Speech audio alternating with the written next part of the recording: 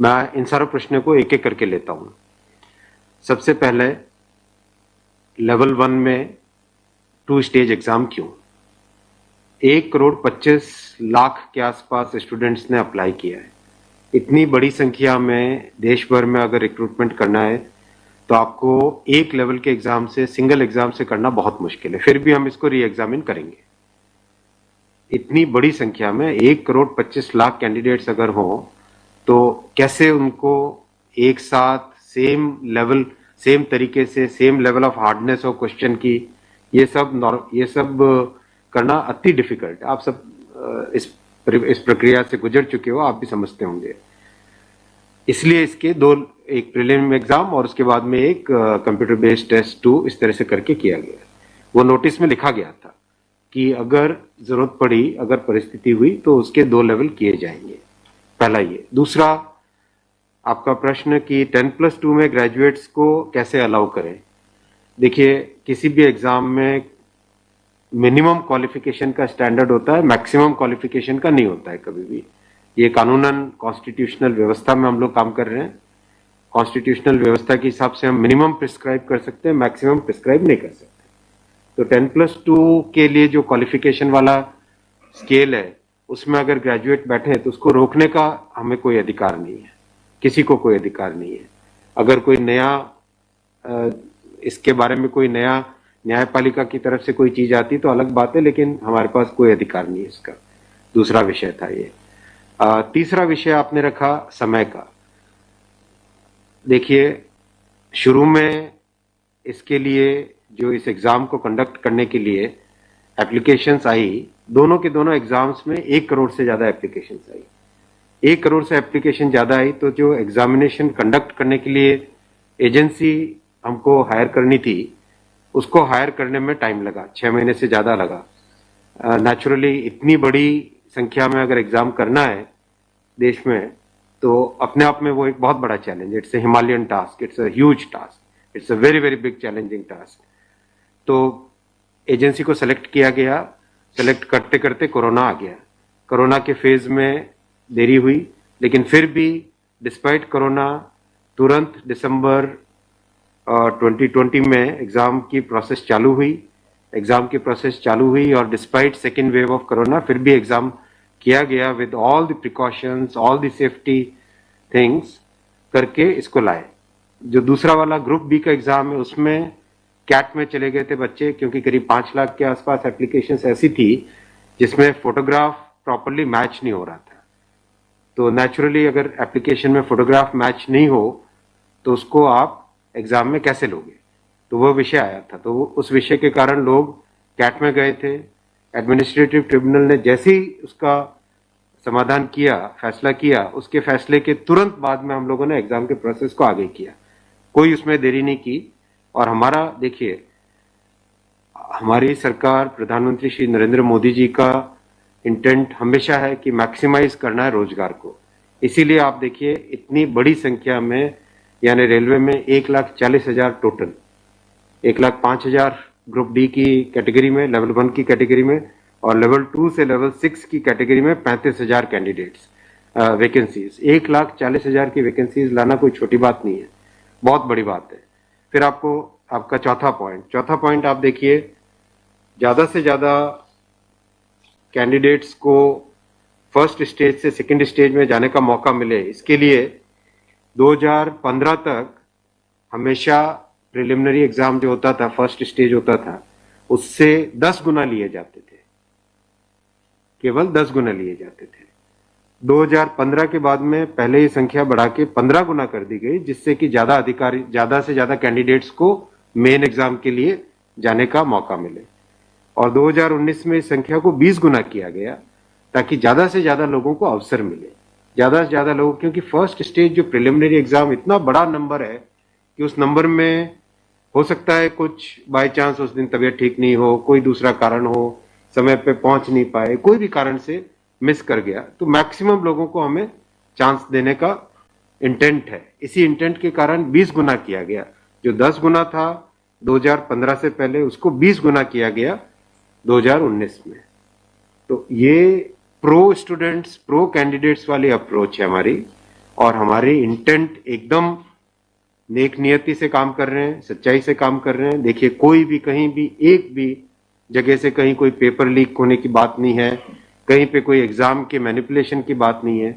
जो आज सिर्फ मुद्दा है, मुद्दा सिर्फ इतना है कि शॉर्टलिस्ट कैंडिडेट्स कितने किए जाएं, यही मुद्दा है। इस मुद्दे को सॉल्व करेंगे, इसको भी हम बहुत सेंसिटिवली सॉल्व करेंगे। हमारे लिए छात्र हमारे साथी हैं, हमारे भाई हैं, हमारी बहनें हैं जो एग्जाम दे रहे हैं, तो हमारे लिए बहुत इंपॉर्टेंट है, हम इसको बहुत सेंसिटिवली हैंडल करेंगे। तस्वीर और दिखाई पड़ी, बच्चों पर लाठीचार्ज। कल रात को आपने देखा, अगर तस्वीरें दिखाई हो हॉस्टल में घुस। मैं आपको इतना बताना चाहूंगा कि जो लोग किसी भी अपनी खुद की संपत्ति को अगर जलाते हैं, खुद की संपत्ति पे अगर अटैक करते हैं, उसको डिस्ट्रॉय करने की कोशिश करते हैं, तो उसमें जो प्रक्रिया पुलिस की होती है वो होनी अगर हुई है, मेरी बात आप इसमें स्पष्ट रखिए कि मैं छात्रों को कह रहा हूं कि आपकी संपत्ति है, आप अपनी संपत्ति को जलाने के लिए क्यों बाहर निकले। और हम आपकी बात को शुरू से सुन रहे हैं। जिस दिन आपने पहले ये पॉइंट रखा, उसी दिन हमने तुरंत इसका, जैसे ही दूसरे दिन ही मेरे नजर में आ गई थी बात ये, और दूसरे दिन मैंने तुरंत सारा ये टेबल मंगवाया कि आप मुझे एग्जैक्ट बताओ हर एक लेवल पे क्या वैकेंसी है, और हर एक लेवल पे एग्जैक्ट, जैसे लेवल 2 पे 5663, उसकी जगह 1,13,000, कितने गुने? 20 गुने। लेवल 3 पे 4,940, उसके अगेंस्ट कितने शॉर्टलिस्टेड? 98,833, 20 गुने। तो जो नोटिस के अंदर प्रक्रिया एग्जैक्टली उसके हिसाब से किया है, हर एक पे, level 2, level 3, level 4, level 5, level 6, हर एक पे एग्जैक्टली 20 टाइम्स किया गया है।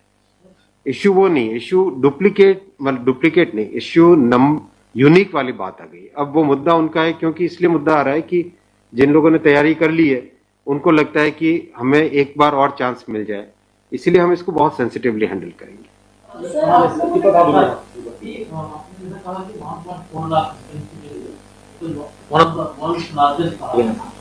As of now, how many recruitment has happened and by when all these things will be done? Because it was announced. यही तो रिक्रूटमेंट चल रहा है। देखो, इतना मैसिव, मैं आपको पूछूं कि वर्ल्ड का सबसे बड़ा एग्जाम कौन सा है?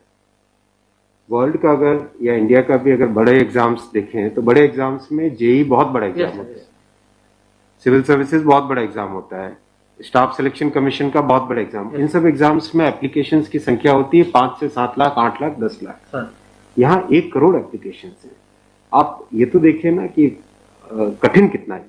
1 करोड़ एप्लीकेशन, 1.25 करोड़ एप्लीकेशन, 1 करोड़ 25 लाख, 1 करोड़ 35 लाख, उसमें समय लगता है। But this is something government was aware in a country where there is so much of unemployment, and there will be vacancy like this.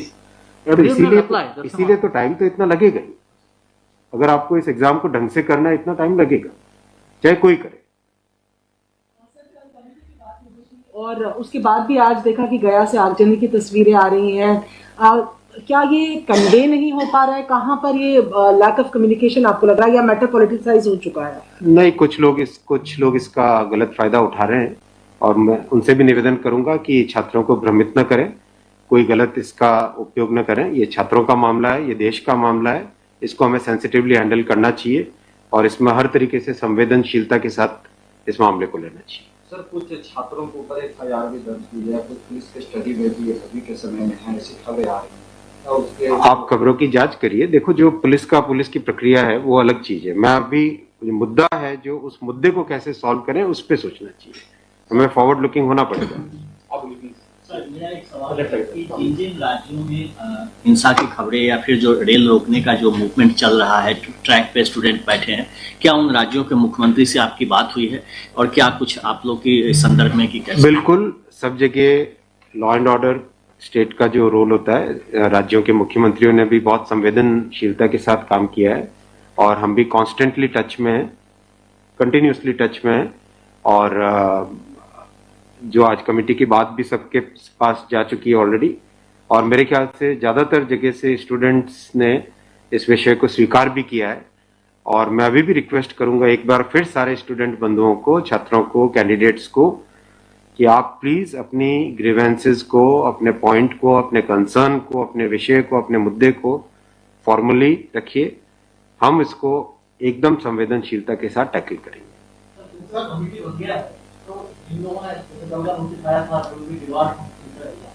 Will that also be considered, because they did not know that this is going to happen? नहीं, देखो, committee एक बहुत ही senior officers की है और ये committee हर चीज को, जितने भी मुद्दे इसमें आएंगे और हर एक मुद्दे को जल्दी से जल्दी, इसमें कमेटी का टाइम लिमिट भी दिया। कितना टाइम दिया हमने टाइम लिमिट? टोटल 4 मार्च तक। जो कमेटी की रिपोर्ट आने का क्या मतलब, जल्दी से जल्दी हमारा एम है कि इस मुद्दे को बिल्कुल भी डिले न करके जल्दी से जल्दी सॉल्व करें। 16/2 तक सारे के सारे कैंडिडेट्स अपने कंसर्न सबमिट कर सकते हैं। 3 वीक्स टाइम दिया। I think that's a reasonable time. इससे ज्यादा टाइम देने की जरूरत नहीं है। और कमिटी अपना सारे कंसर्न्स को एग्जामिन करके रिकमेंडेशंस देने का टाइम 4 मार्च दिया गया। तो कोशिश करेंगे उससे पहले पहले अगर हो जाए, 4 मार्च से भी पहले अगर हो जाए। डिपेंड करेगा कि कितने रिप्रेजेंटेशंस आते हैं, और मोटे मोटे मुद्दे तो अभी आ चुके हैं पब्लिक में सबके, इसलिए मुझे नहीं लगता है कि इसमें बहुत ज्यादा टाइम लगेगा। एक और आप कह रहे हैं कि जो मुद्दे हैं वो आपकी नॉलेज में आ गया है, मोटा मोटी ही सही आ गया है। दूसरी ओर ये कि जो आपके पैरामीटर्स हैं उस पर सब कुछ सही तरीके से लिया गया है, उसी तरह से शॉर्ट लिस्ट किया गया है। फिर इसमें प्रॉब्लम, फिर उसमें कमेटी आपको रिपोर्ट क्या करेगी और करेंगे क्या? इसका मतलब अगर चेंज करते हैं कुछ तो दूसरे एक बड़ा पक्ष और भी तो विरोध करेगा। हाँ, ये इसीलिए तो मैं आपको देखो बताऊं ना, एग्जैक्ट किसी भी लेवल पे नोटिस में जो लिखा था कि 20 गुना कैंडिडेट लेंगे, अगर आपके सामने टेबल रखा हुआ है, 5,663 की जगह 1,13,000 यानी 20 गुना, 4,940 के लेवल 3 में 98,833 20 गुना, 161 के अगेंस्ट 3223 20 गुना, 17,393 347 3,47,676 20 गुना, 7,124 वैकेंसीज के अगेंस्ट 1,42,413 20 गुना।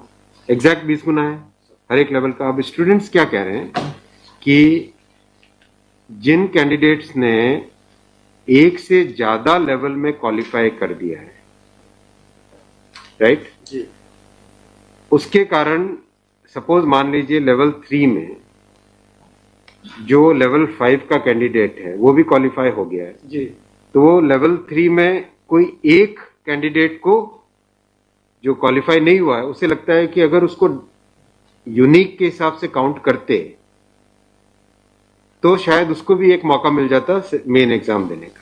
बराबर है, ये मुद्दा है, मुद्दा ही है। अब जो नोटिस इनवाइटिंग एग्जाम है, एग्जाम का जो नोटिफिकेशन होता है उसकी एक सैंक्टिटी है, वो कोर्ट का मैटर है, वो लीगल मैटर हो जाता है। एग्जैक्टली उसके हिसाब से किया गया एग्जाम का, एग्जाम को उसी हिसाब से कंडक्ट किया गया, उसी हिसाब से शॉर्टलिस्टिंग की गई। अब जब ये मुद्दा आया है तो इस मुद्दे को सॉल्व करने के लिए कोई ना कोई तो तरीका निकालना पड़ेगा, राइट? तो आपका जो प्रश्न है, आपका प्रश्न वैलिड है कि क्यों ऐसा। आपके सामने डेटा सामने रखे हुए हैं, डेटा आप सबके सामने है, बिल्कुल एग्जैक्ट डेटा है कोई, और ये डेटा हमने पहले दिन ही दे दिया था। जो टर्म कंडीशंस ऑलरेडी जब पब्लिसाइज किया जाता है, कोई पोस्ट होती है तो उसके लिए टर्म कंडीशंस ऑलरेडी पहले से घोषित होता है, उसके आधार पर ही ये सब कुछ किया गया होगा। हाँ बिल्कुल। फिर एक कमेटी, या आपको कुछ रास्ता आप नहीं दिख रहा है क्या? ये जो कमेटी रिपोर्ट देगी क्या उसके अगेंस्ट देगी जो आपके टर्म कंडीशंस पहले वाले थे? बात वही है ना कि आपकी बात, तो फिर लोग कोर्ट जाएंगे। हाँ बात वही होगा जो नहीं, अपने को तरीका ऐसा सॉल्व करना पड़ेगा, कोई तो ऐसा तरीका निकालना पड़ेगा जिससे कि जो लोग शॉर्टलिस्ट हुए हैं उनका भी करियर इफेक्ट ना हो, उनके प्रोस्पेक्ट्स भी कमजोर ना हो, और जो लोगों की ग्रीवेंस है उस ग्रीवेंस को तो एड्रेस करना पड़ेगा ना। छात्रों का मुद्दा है और लोगों ने अगर ग्रीवेंस रेज की है तो हमारी ड्यूटी है कि उसको हमें एड्रेस तो करना पड़ेगा ना। लेकिन आप देख रहे हैं आपके सामने ये टेबल है, एग्जैक्ट हर एक लेवल पे 20 टाइम्स है एग्जैक्ट।